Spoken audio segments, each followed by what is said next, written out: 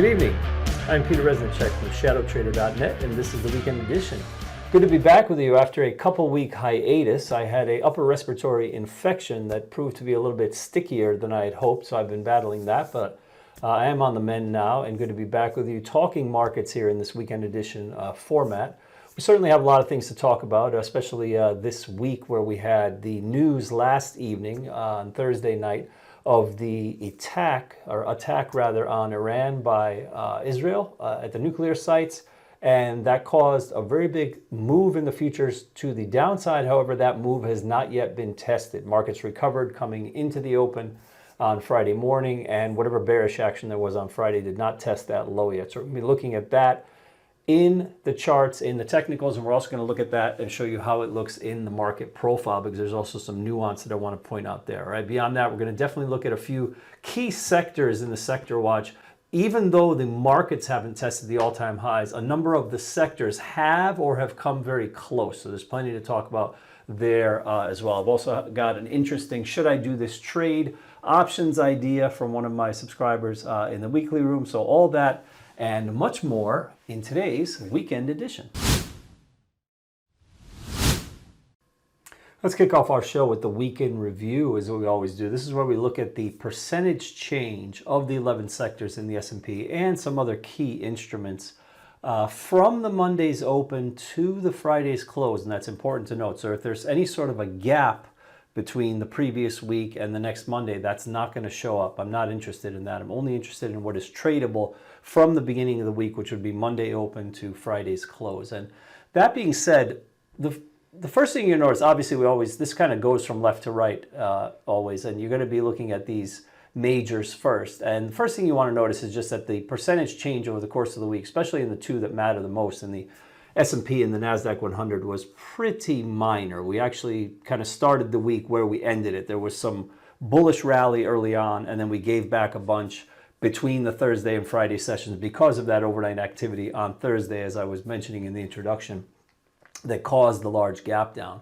So we really kind of finished where we started, and that tone kind of carried forward to the 11 sectors in the S&P. As you can see that a lot of them are mixed. Mixed just means that some are green and some are red. So we saw some outsized, strength in healthcare. I think I mentioned that in prior videos that we were looking for a turn there back to the upside, and that sector has started to perk up a little bit, but it was tempered by weakness in financials. Financials were off quite a bit today on Friday. MasterCard and Visa were down quite a lot, and that was dragging the sector down. Tech was notably relatively flat for the week. Discretionary up just a little. Industrials very flat. Communications got hit a bit, as did staples. Energy obviously was the clear winner, but that's because of mostly the gains on Friday, because obviously crude oil shot up very high on that uncertainty of that news. And that, of course, pumps the stocks in the XLE. Utilities relatively flat. Materials a little bit down from Monday to Friday, and real estate just a little bit up. Bonds actually had a pretty good week. As I always like to say, I'm kind of always trashing bonds in this little part of the program. Nothing to get excited about. I don't see any major trend change or anything. Yields came in a bit. Wonderful. VIX popped a little bit, but again, most of that was backloaded, so to speak, towards more the end of the week. That's where you got that rise in the VIX. Gold had a phenomenal week.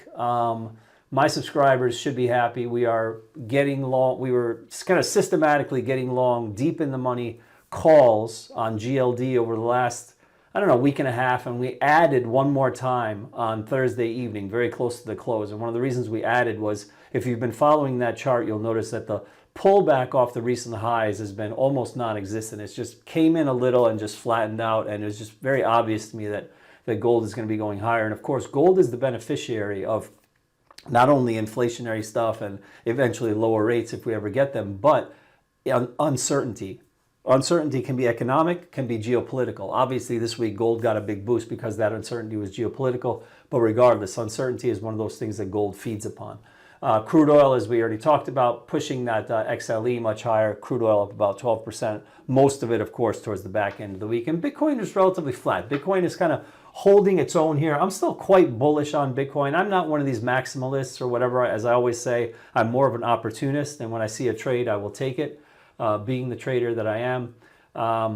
I think there's going to be another surge higher at some point, but right now it's still acting as sort of a risk asset, as which is another thing that I've been saying for a while, that I have yet to see a full decoupling of Bitcoin from equities. It still feels like a risk asset to me. So at some point we'll see what happens. But regardless, the consolidation here at levels between, say, 100K and 110K has been pretty impressive in that it hasn't been given anything back. And I do believe there should be a push to about 130, 140 at some point, but obviously just not yet. Okay, so that is our weekend review, everything that has happened. And now that we've finished looking forward, we can get to the real business at hand, which is looking forward at the charts and see what's really going on.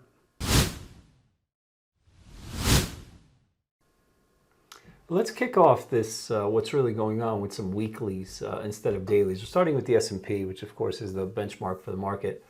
And this weekly bar, as you can see, was relatively tight. That's pretty much what we had all week. And it kind of was this slow grind to the upside for most of the week. And the only reason that this candle looks somewhat toppy and bearish is because of the action on Friday, as I was alluding to in the earlier segments, that we had that downward move. But really the takeaway here, I think, is the proximity of Friday's high to the all-time high. Friday's high was, or I should say the high of the week. It was earlier in the week, not Friday, but the high there is 60.59 was as high as the markets went this week.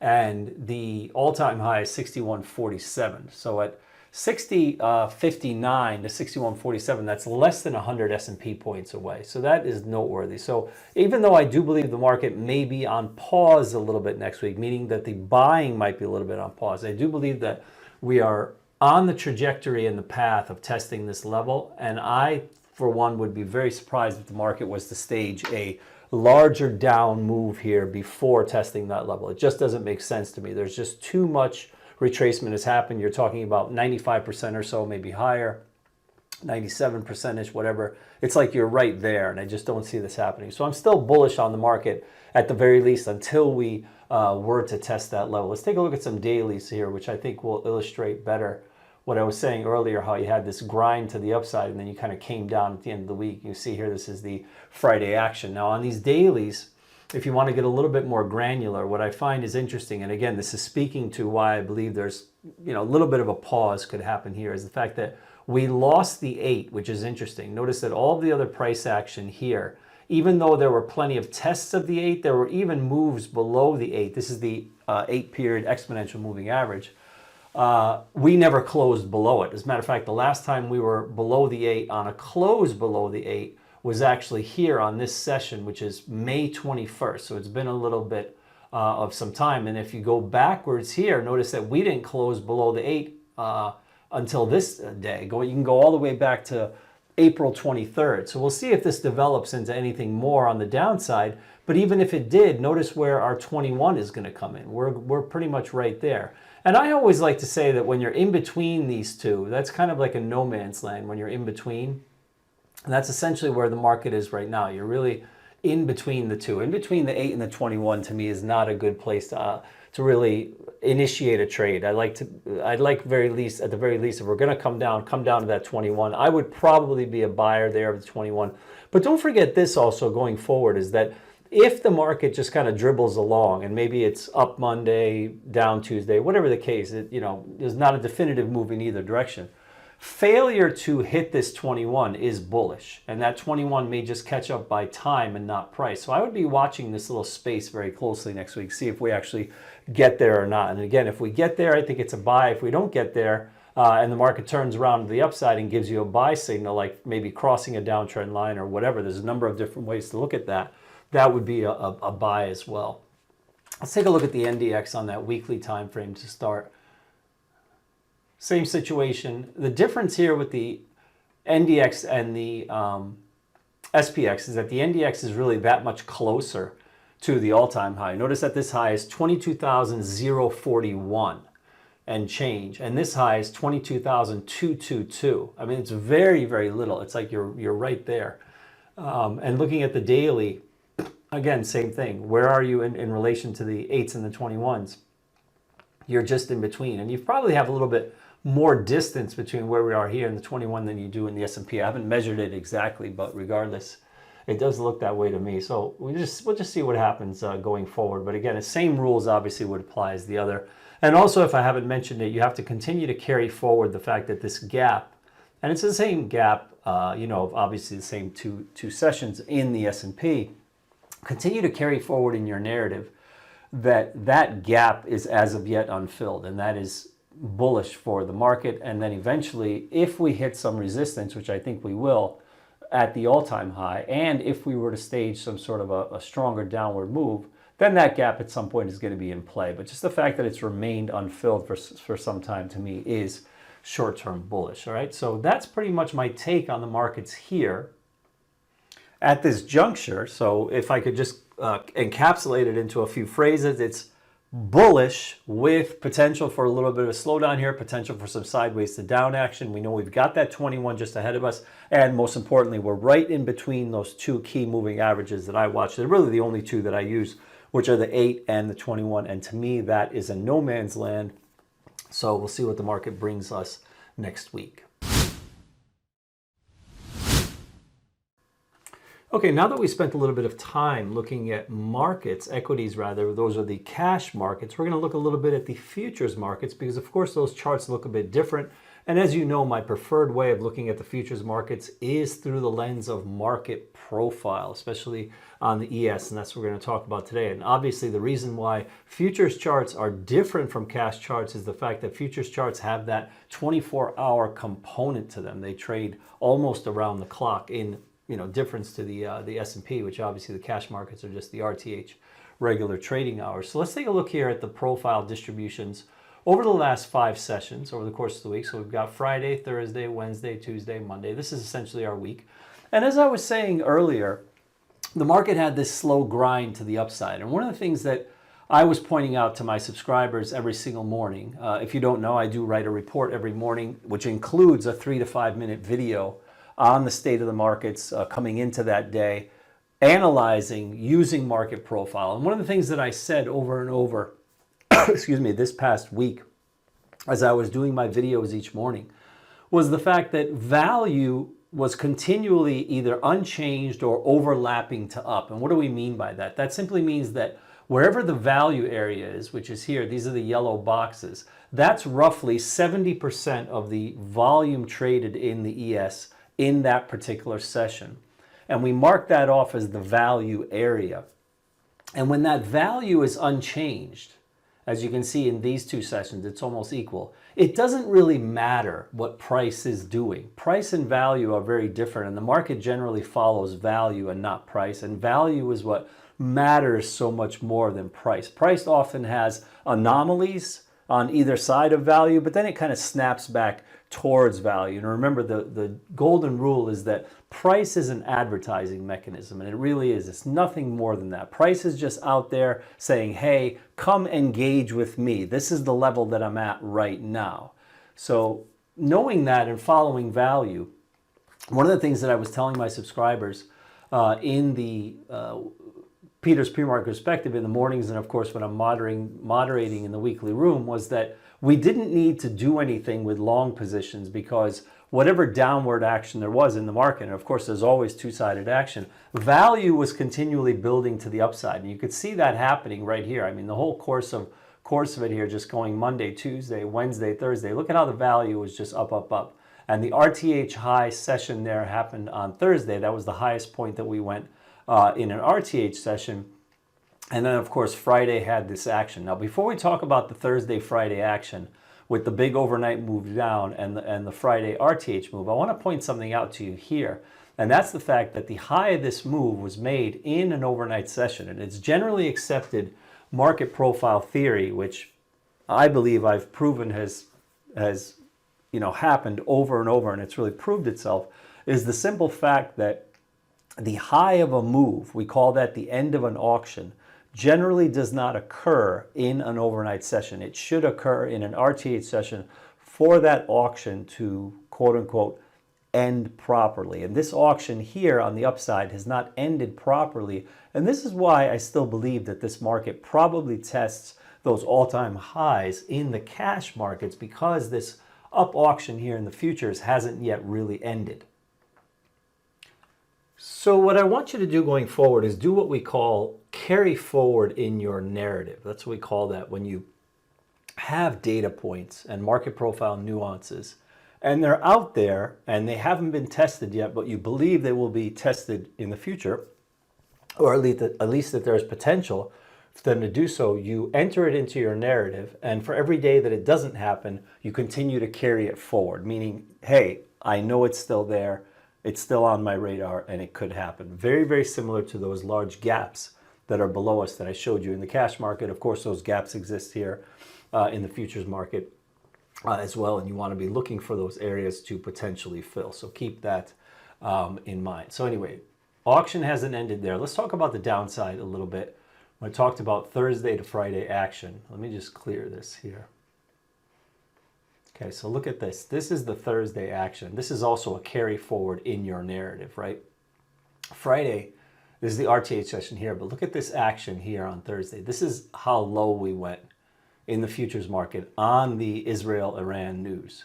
And notice that that low has not at all been tested, where we came down to about here in the regular trading hour session on Friday. We closed about here, and all this here is still here. So there's potential for that. And I'm also calling that low weak if it does get tested. Why do we call it weak? A weak low is one that corresponds to another technical level. And you can see there was an RTH session here earlier in June, who's low, I should say. And there's also another one here. That's just what really makes this weak, is if you think about it, it's like 3. They're close enough for it to be 3. This is one RTH session. This is an overnight session, and this is yet another overnight session. That's why this low is weak. So carry this forward in your narrative as well, is that if there is some weakness to ensue in the coming week or whenever, you'll carry it forward until it happens. This is a short. You want to short this area. How low it can go, I don't know the answer to that. It may be just, break through and reject and come back up, which would be a buy signal. But it is something to carry forward in your narrative because it is a weak low, having tested a number of times before, all right?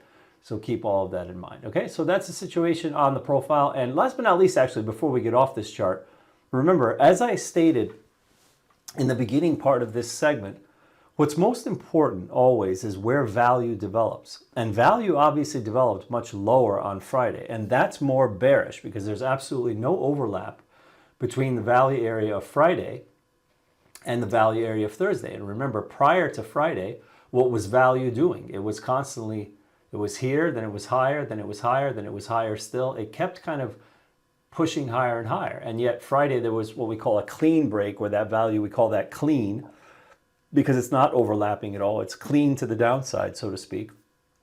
And there's definitely a difference. So there's something to think about, right? Just the fact that value and price are not the same thing, and they can often be quite independent of each other.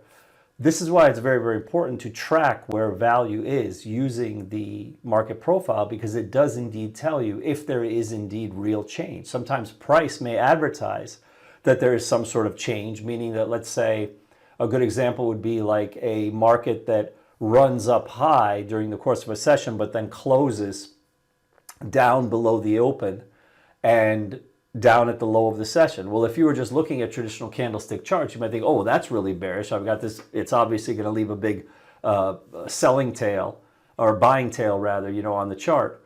Or I think they call that selling tail. I always get that confused. I apologize. But let's just call it a topping tail, right? Where you've got a move up and kind of a shadow to the upside.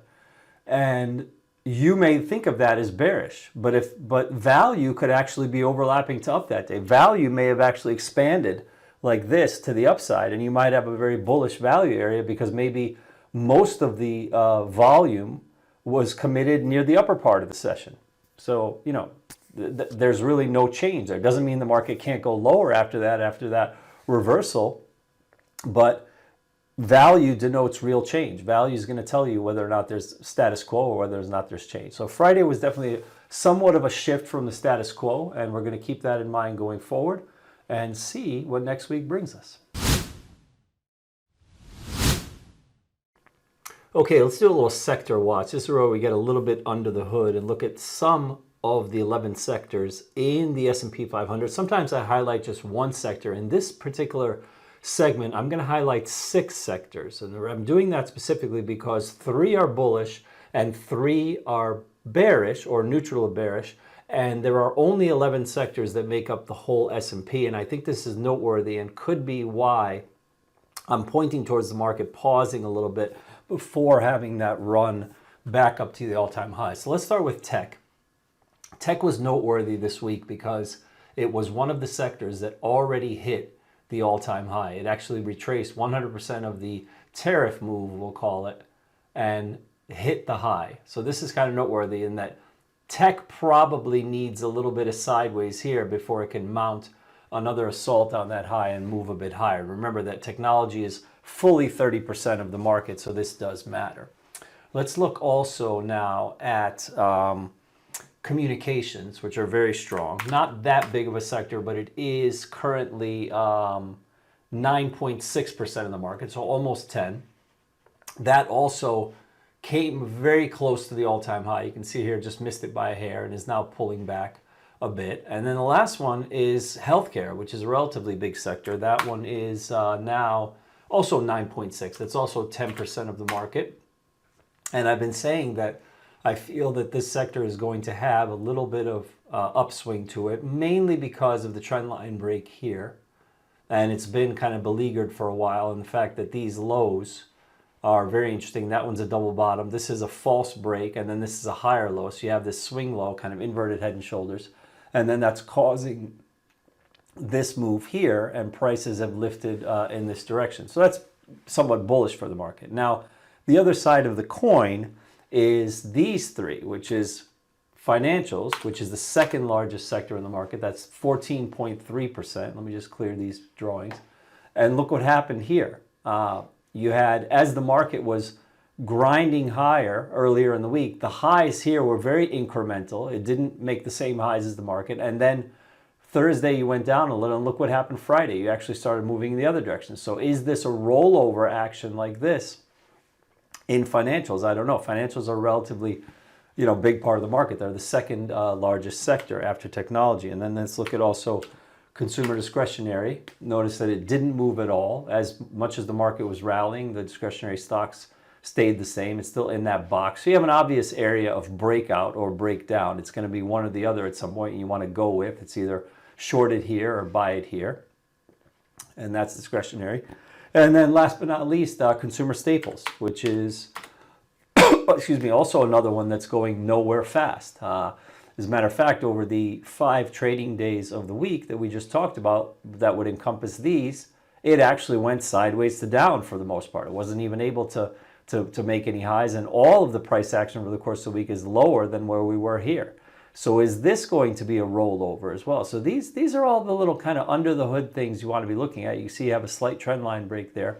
So is that trajectory going to be down here? And will that cause some pressure on the market? See, all of these things matter so much. A lot of people get very, very caught up, unfortunately, in what I like to call price-based trading. That's actually a term that I got from Jim Dalton, who is my mentor in the market profile.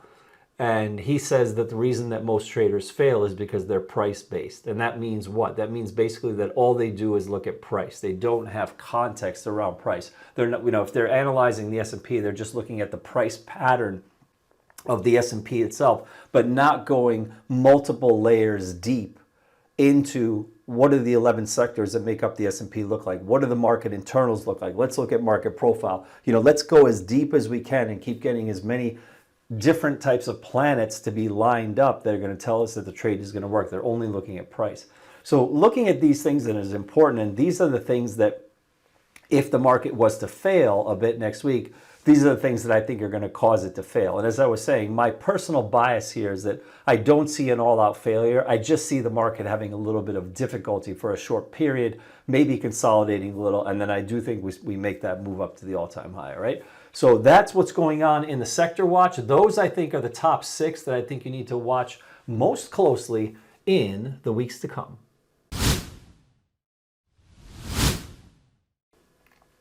The FOMC is upon us once again. Next week is going to be another FOMC meeting and rate announcement on Wednesday. And thus, we have to do a Fed watch just to see what the odds are, so to speak, of a cut. This is actually for September, but I'm going to go backwards here to June 18th. These are the three meetings that we want to talk about.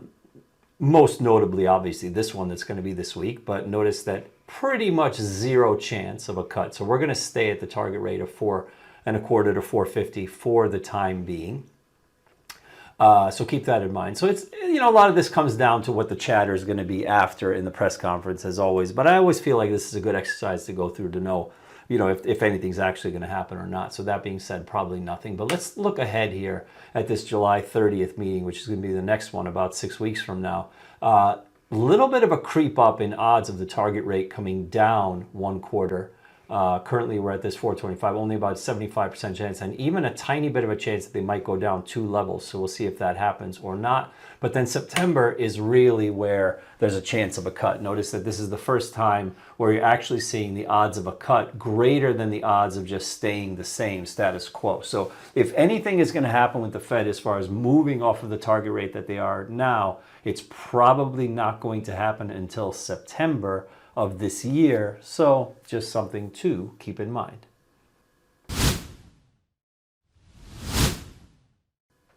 Okay, time now for should I do this trade? This is where I put out that question to my subscribers in the weekly options room, and I asked them to give me a trade idea, and then I critique those ideas, and we call that should I do this trade? And I always, the person whose trade I pick, if I do that segment in the weekend edition, they always get a free month of their subscription. So in this particular show, we're going to talk about UNH, and UNH kind of should be on people's radar just because it's been beat up for so long and it's just kind of sitting down there at the lows. And I think it's going to potentially float higher in the near future. We'll see. But anyway, Tony D here in the room said, he gave the idea, said, UNH, why don't we buy a call vertical 315, 350? And that's not exactly what I did, but it, you know, it was enough to kind of spark an idea for me when I was looking at UNH. Let's take a quick look at the chart right here. You can see how UNH has been beaten down here on the gap, went lower. This is all news driven. Gap down again, right? I mean, there's fraud, etc., all sorts of stuff going on. But since then, we've sort of rallied a bit and come into this higher low, and we've been slowly dribbling higher. And so if you recall, the trade that was suggested was, should we do a call vertical, which would be these strikes here, and that was a 315, 350. And that didn't really make sense to me because I just felt like it was a little bit too expensive. And I feel like the price action could just kind of dribble higher. And I thought that this type of price action, especially in a stock that has high implied volatility, it generally lends itself well to a more complex spread. Complex spreads are not really possible in stocks that have very low implied volatility, but they are possible in more expensive stocks, especially ones that have high implied volatility. So I thought that the plan was, or the better plan was rather, that we would initiate something that would have some component of a lot of short calls up here. And so what we ended up doing was putting on this spread here, and I'll just open up UNH, and we actually bought the 327.50 calls and we sold the 342.50 calls. And one of the first things you can see obviously is that it is a ratio spread, and it's done in a ratio of 1/3. For every one call that we are long, we are short 3 calls here.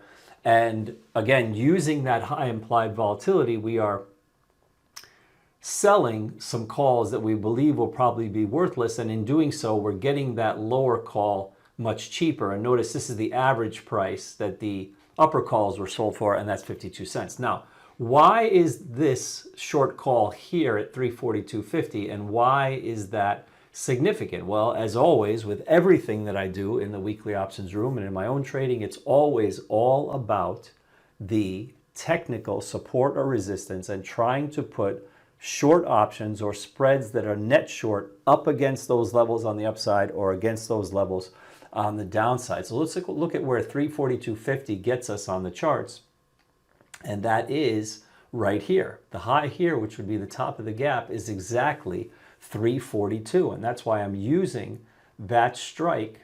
I'm using that strike here as a target point. We can just kind of get rid of this line here and assume that What really matters is this line here, which is the bottom of the gap right in here in the 342 area. And that's why. Now, obviously, is 327 where the spread starts. Is that a ways away before we get there? Yes, it is. But the deal is that this trade was initially put on for a 2-cent credit. So that's the beauty of it, is that it doesn't matter, right?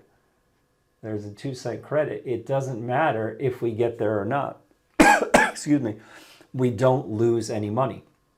But even if we slowly dribble up there, even if we can just get up to somewhere close to where that long strike is, you're going to see huge expansion in that spread, because that 327.50 is going to hold value very, very much. And those 342s up there, they're going to go out worthless. They're not going to be anything. And remember, the main factor is you didn't pay anything. The market paid you to put on the trade. So even if this spread was to expand to, like, let's just pick a number, 25 cents, 30 cents, it's a home run, because you receive 2 cents to put it on, and you're closing it for some larger credit, say 25, 30 cents or whatever, with the potential that it could expand into multiple dollars if the stock was to rally up into this area, right? And this one to me was especially interesting, that I really, really liked. And the reason I wanted to put on this structure that, if you'll notice, was exactly 15 points wide, is that it really doesn't have upside risk, to which you would say, no, it definitely has upside risk, because you're long one call and short three.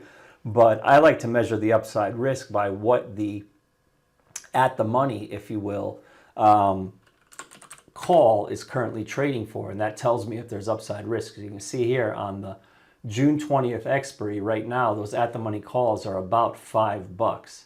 And so that means that if our spread is $15 wide, and let's say it just went there like tomorrow. Obviously, if there was some huge gap higher in UNH on news, that would hurt the spread, but I'm not expecting that, and you can't trade that way. But if we just were to, like, move up there aggressively, let's say on Wednesday, we know that we would not lose money, because look at where the stock is now.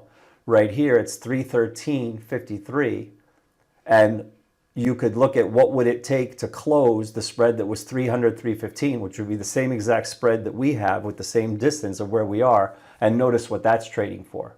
It's a $1.47 credit. That would be pretty incredible. So that would mean that if we went to about 339 or 340, let's say tomorrow, on Monday right away, we'd be flipping 2 cents into a $1.47. But here's the beauty as well, is that that's the worst case scenario. We're just talking about the worst case scenario. If we go there on Wednesday or Thursday of next week, or let's just say that we had a home run and we were at 338 or 339 on Thursday, you understand that at that point, with only 2 days to expiry, those 342.50s are going to be worth very, very little. And the 327.50s are going to have 10, 11, 12, $13 of intrinsic value in them. And so now you're looking at turning a 2-cent credit into $10 or whatever. So this is a trade that I really, really like, because it's, you know, almost riskless. There is a little bit of margin, obviously, but you could cap that off. You could easily do like a 1-3-2 structure. If you're not comfortable with the 1-3, you can buy 2 contracts much higher, and that would change things. But it is interesting to me, so we'll see what happens. If UNH can get in gear and grind higher towards that low strike, I call it, the one that's long, that would be phenomenal. But if not, we retain a tiny 2-cent credit and move on to the next idea. And as always, we like to end our program with the segment called Looking Ahead, just to give us a heads up of key earnings that might be coming out. Remember, not everything, just stuff that I'm interested in. And of course, the higher impact economic data that may or not be coming down the pipe in the week to come. This is a relatively quiet week. Earnings season, for the most part, is over. We're not in the real earnings season now. These are just some dribbles coming out afterwards. But Lennar in the housing space is going to be interesting. Not only the fact that Lennar is on Monday, but we're getting housing starts data on Wednesday. Those two things are important, and certainly one can impact the other as far as these two are concerned. So Lennar on Monday, retail sales are going to be on Tuesday. Wednesday is going to be really the big day, because it's the FOMC rate decision, which can move the market somewhat. But again, they've been very transparent as of late, and as we just talked about earlier in the show, with the Fed watch, we already know that nothing's going to happen. So if anything is going to change, it's going to be because of the press conference and how people parse Powell's words then. So we shall see. Thursday is the usual employment data that's always on Thursday, but the markets actually closed that day, which is kind of interesting that they're actually going to release this economic data of the employment stuff on a day when equities are actually closed. Carnival Cruise Lines is also going to report that day, ticker CCL. And on Friday is going to be ACN, which is Accenture on Friday reporting. So kind of an interesting week if you think about it, with a Fed right in front of a market holiday, but is what it is. So we'll see what that brings us. And that is our looking ahead for next week. And that's my show for this week. Thank you so much for spending a little bit of your weekend with me. Let's recap a little bit of what we talked about, especially on the technical level in the markets. We've got a S&P and NASDAQ 100 that is currently stuck a little bit in between the 8-period exponential moving average and the 21. We did close below the 8s on Fridays, but we're above the 21. I think there's going to be a little bit of a pause here for a number of reasons. We've got all those sectors we talked about that are kind of a mixed bag. I think there's going to be a little bit of a push-pull in that manner, and maybe we pause a little bit before we make the assault on the all-time high, which I believe is going to happen for 2 reasons. That being what I pointed out in the market profile, fact that the high of this move thus far has been made in the futures in an overnight session. That's not usually how things end. The auction should end properly in an RTH session. And then also just from a common sense standpoint, how close we've come without touching. I don't believe the market's going to bring upon stronger selling without testing that all-time high first. All right, so we'll see what happens this week. All right, beyond that, remember this week is a Fed week, which is FOMC, but it's also a shortened week, which is interesting that we're going to have that FOMC announcement the day before a market holiday. So shortened trade this week with only 4 sessions, and again, we'll see what that brings us. All right, again, thank you so much for being here. I'll see you again next week. As always, I wish you good trading and good night.